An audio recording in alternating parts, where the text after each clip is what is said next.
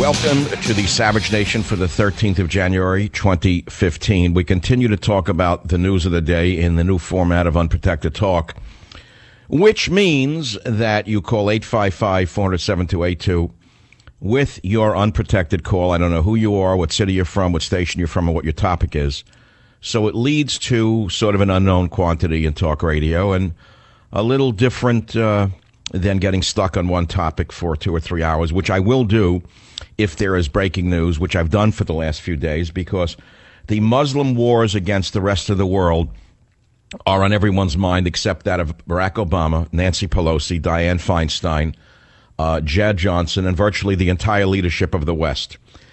Every citizen knows that we're facing annihilation because of the cowardice and the ostrich-like insanity of our leaders. Everyone knows this. So how can we not talk about it? How can we not talk about a topic when you have Jimmy Carter, a long-term fellow traveler with violence, tying the Paris attacks to Jews? As you know, Jimmy Carter is a long-term anti-Semite, in this case anti-Jewish, in my opinion, because if you say anti-Semite, it would mean anti-Arab. But no, he's not specifically anti-Semitic.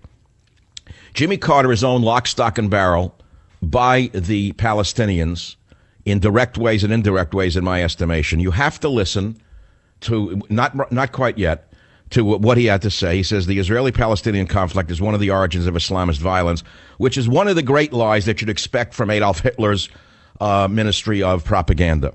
Because there are Muslim wars around the world right now in, let's see, Afghanistan, Burma, Pakistan, Philippines, Bangladesh, India, China, Kazakhstan, Kyrgyzstan, Tajikistan, Libya, Mali, Nigeria, Somalia, Algeria, Cameroon, Nigeria, Uganda, Chechnya, Dagestan, Russia, Iraq, Israel, Syria, and Yemen. So wherever you look, there are Muslims at war with their neighbors around the world. Israel is one of the hot spots, but not the sole hot spot. But to the anti-Zionist, anti-Jew Jimmy Carter and his fellow travelers in the universities of America and Europe, Israel is the reason that the Muslims are on the warpath, because they're ignoramuses and they're fellow travelers of the violent ones.